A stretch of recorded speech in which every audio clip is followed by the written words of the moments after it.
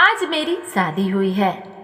अब मुझे मेरे कमरे में सुहागरात के लिए जाना होगा। वो कमरा तो मेरा है, लेकिन मेरे बिस्तर पर बैठी वो दुल्हन मेरी नहीं। आज मुझे अपनी होने वाली भाई की पत्नी के मांग को भरना पड़ा, उसे नई जिंदगी देने के लिए। लेकिन क्या वो सब कुछ भूलकर मुझे पति मान पाएगी? क्या उसे मुझसे कभी प्यार भी होगा? अंतिम अपने ख्यालों में डूबा था कि उसके मामा अशोक मिश्रा अपनी पत्नी को लिए आए। यहाँ बैठा है अंतिम। रश्मि, अब तुम ही समझाओ इसे। जो हो गया उसका हम सबको दुख है, लेकिन वो बेचारी अभी कितनी दुख में होगी कोई नहीं समझ सकता है, और तू ही उसे उस दर्द से निकाल सकता है। अंतिम राम नरेश जी की ओर देखकर, हम कुछ गलत बोले जीजा जी? अशोक जी अपनी बात रखते हुए बोले तो उनकी पत्नी और अंतिम की मामी रश्मि उन्हें शांत कराने का इशारा कर खुद अंतिम के बगल में बैठी और उसके सिर को अपनी गोद में रखते हुए समझाने लगी। अर्थ, तुम्हारा बड़ा भाई होने से पहले मेरा भांजा था। सबसे पहले उसी को गोद में उठाई थी मैं। जब वो कैप्टन बना आर्मी में, सबका सीना चौड़ा हो गया, लेकिन उसकी शहादत की खबर सबको तोड़ चुकी है। अंतिम राधा से अर्थ का रिश्ता तय हुआ था। वो तो मन ही मन अर्थ को पति मान चुकी थी, लेकिन समझो उसकी जिंदगी भी सुधारनी है हम लोगों को। इसलिए तुम्हारा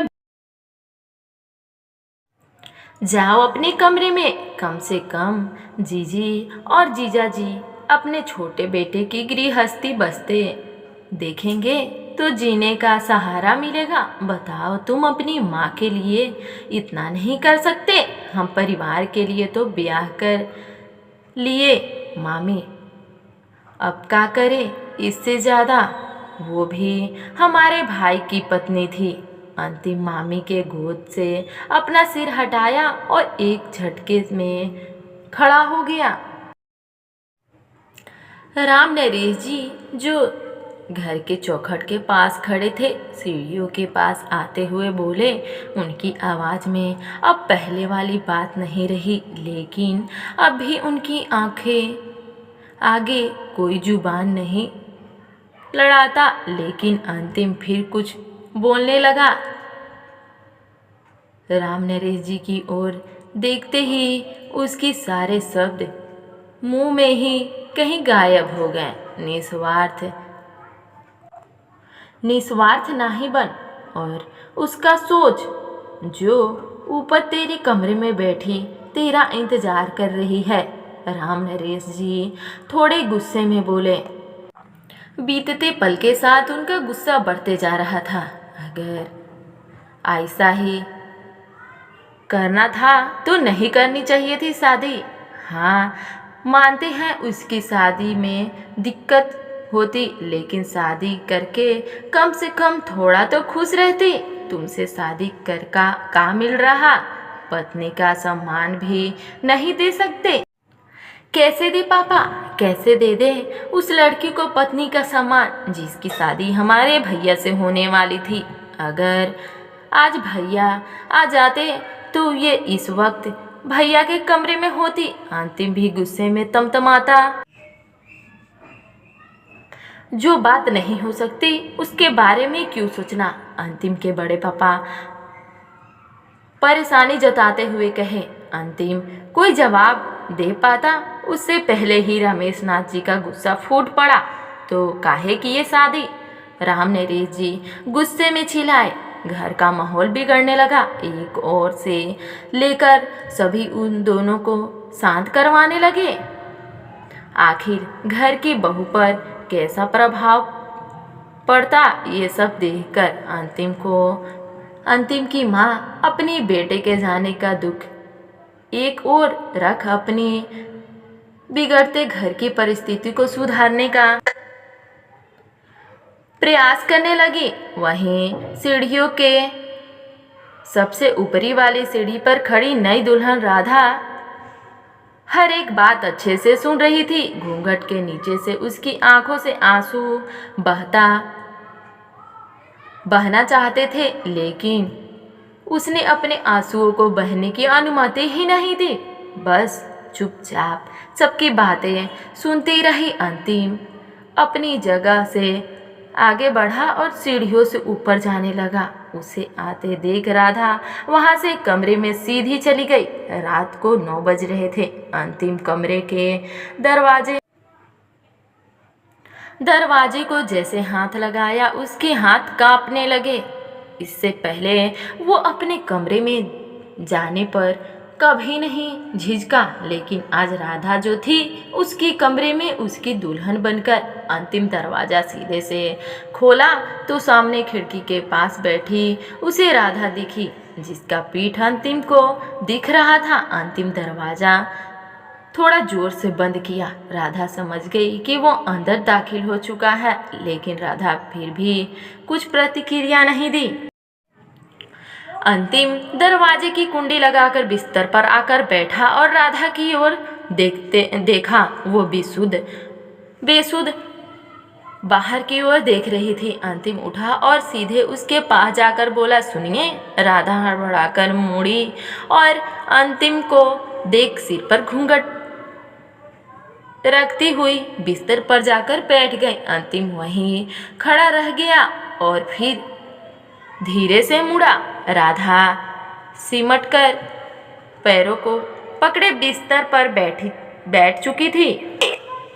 अब अंतिम को बात तो करनी ही था, आखिर पूरी जिंदगी का सवाल था। वो तो बिस्तर पर जाकर बैठा। उसके शरीर के भार का एहसास बिस्तर पर राधा को महसूस हुआ। वो समझ गई अंतिम उसके पास आ चुका है।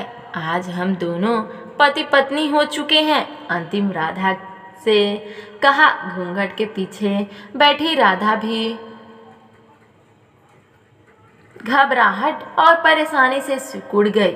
उसका पूरा जिस्म एक डर से कांप रहा था। वो डर था पहली रात का। शादी के पहले भले ही सभी औरत उसे ताना कसती थी कि वो अपने पति को खा गई, लेकिन शादी होते ही वही औरत राधा को हिदायत देने लगी, पति को कैसे खुश करे। आते वक्त तक उसे हर बात बताई जा रही थी, जैसे चुपचाप सुहाग की सेज पर बैठ जाए और वहाँ कुछ ऐसा ना करे कि इस बार भी उसका रिश्ता खराब हो।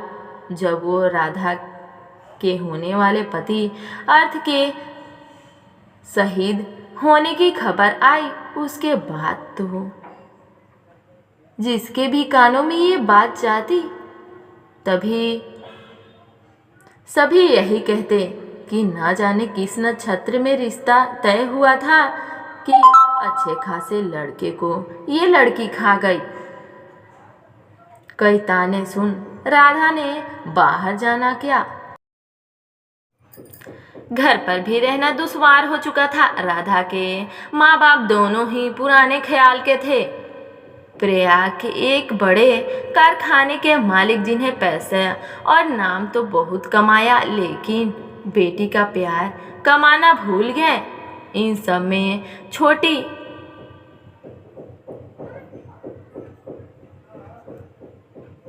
बचपन तो अकेले बीता ही, लेकिन जवानी भी सिर्फ कॉलेज और घर की चार दीवारी में बीती।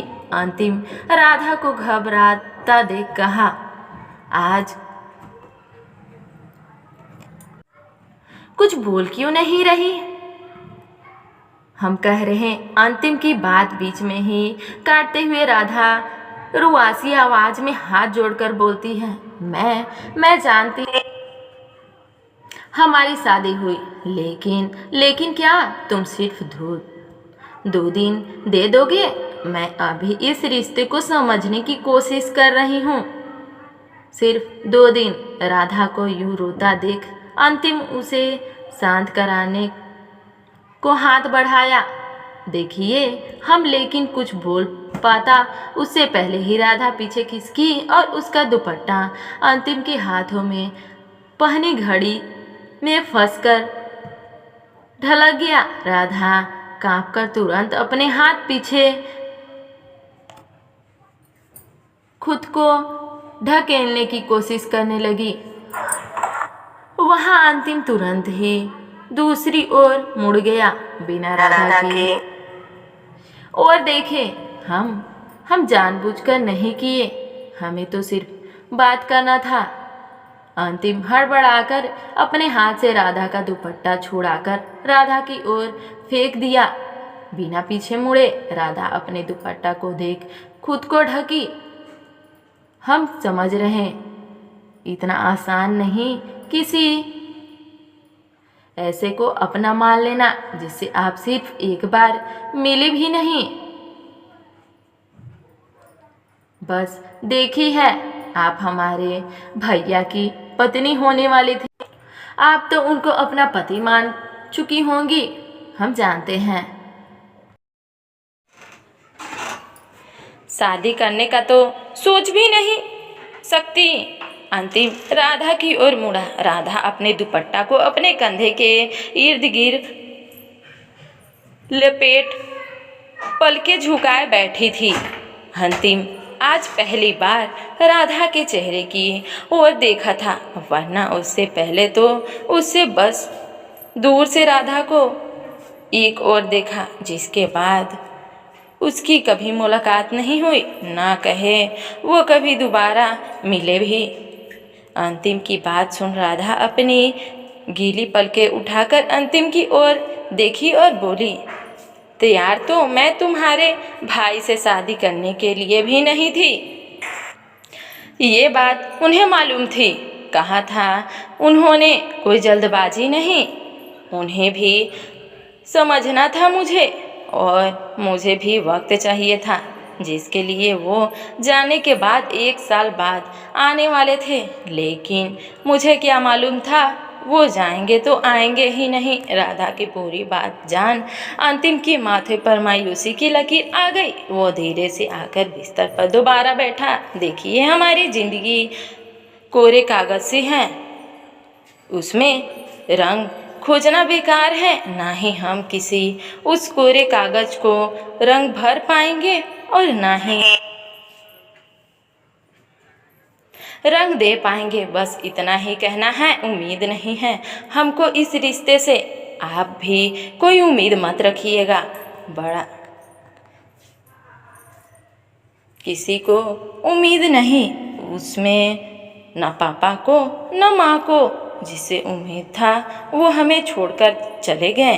कहते हुए अंतिम की आंखें भर आई। वो जल्दी से बिस्तर से उठ पड़ा और खिड़की की ओर मुड़कर कहा, आप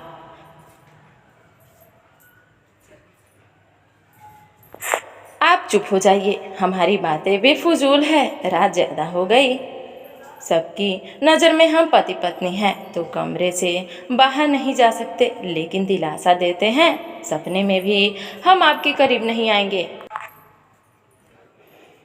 बिना किसी के मर्जी के उसके करीब आने का नहीं सोच सकते।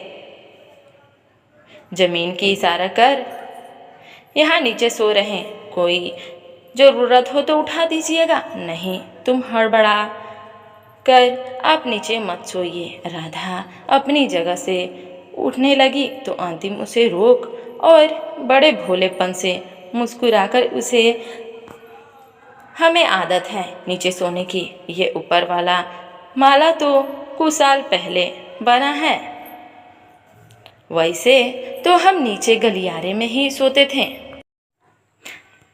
गलियारे में? वह हैरान से बोली, जिस पे अंतिम अपना सिर हिलाकर कहा, बस एक चादर दे देती। बात बदलते हुए, चलिए जाने दीजिए, आप सो जाइए। राधा तुरंत अपनी जगह से उठी और हाथों में एक चादर लिए जमीन पर बिछाते हुए धीरे से, खाली जमीन पर नहीं सो पाओगे। राधा चादर बिछा पाती उससे पहले ही अंतिम उसका हाथ पकड़कर रोक दिया। अंतिम के छूते ही राधा ढिठक पड़ी। अंतिम चादर खुद लिया। कहा, हमें आदत नहीं कोई हमारा काम करे, पहले से ही आप बहुत परेशान हैं। अब मैं आपको परेशान करना नहीं चाहता, मैं अपना काम खुद ही करना चाहता हूँ। आपको जैसा रहना है रहिए, हम ठीक हैं, कहकर अंतिम बिस्तर से दूरी पर चादर बिछा लिया और अपनी अलमारी में एक टी शर्ट लोअर लिया और बाथरूम में चला गया कपड़े बदलने। राधा खामोशी से अंतिम की ओर देखने लगी। एक अजीब सा दर्द था उसकी बातों में, जैसे किसी को उसकी फिक्र नहीं। कुछ देर में अंतिम बाहर आया तो देखा राधा बिस्तर पर बैठी सो चुकी थी। ये ऐसे काहे सो गई, अंतिम खुद से कहकर राधा की ओर गया और जैसे ही हाथ बढ़ाया उसे ठीक करने लगा। उसकी नज़र राधा के चेहरे पर दोबारा गई। उसकी गालों पर अभी आंसू की सूखी सी निशान थी, जिसे देख अंतिम विचलित होकर अपना हाथ पीछे कर लिया और देखा, लेकिन राधा को उड़ा दिया। एक चादर, माफ़ कीजिएगा, अनजाने में आपके पास आने वाले में अगली बार ध्यान देंगे, अंतिम कहकर तुरंत अपने ज़मीन पर बिछे चादर पर लेट गया। उसकी आंखों में नींद गायब थी।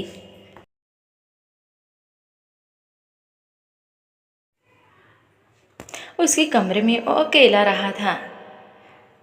आज किसी की उपस्थिति उसे एहसास कर रही थी। अंतिम अपने परिवार के लिए सबसे नालायक बेटा ही रहा। अंतिम पढ़ाई लिखाई उससे ही नहीं हो पाई, जिसकी वजह से उसका फेलियर लोगों को खल गया और धीरे धीरे पूरे परिवार ने उसे खुद से कब अलग धलग कर दिया, खुद अंतिम नहीं समझ पाया। घर में अर्थ का सबसे ज़्यादा बोलबाला था और वही अर्थ अपने छोटे भाई अंतिम को अपना दोस्त मानता और उसका ख्याल रखता था। अर्थ ही था जो अंतिम के अकेलेपन में उसका साथ था। अब तो वो भी नहीं रहा। घर में छोटा चाचा के भी 2 बच्चे थे, एक 14-15 का बेटा और एक 8 साल की बेटी, और बड़े पापा का एक बेटा था पुष्पकर, जो बाहर रहता था अपनी पत्नी को लेकर। कुल मिलाकर अब अंतिम ही घर में सबसे बड़ा बेटा बचा और वो बाकियों की तरफ बढ़िया कंपनी में या सरकारी नौकरी नहीं, गोदलिया में साड़ी की दुकान चलाता था, इसलिए रिश्तेदार में भी उसका कम पूछ थी। अंतिम हमेशा अलग रहने लगा। तब से सिर्फ तन्हाई ही उसकी साथी बन गई। जीवन साथी के बारे में उसने कभी सोचा ही नहीं था, क्योंकि उसे लगता था जो अपने परिवार को खुश नहीं रख सकता वो किसी और की उम्मीदों पर क्या खड़ा होगा। धन्यवाद।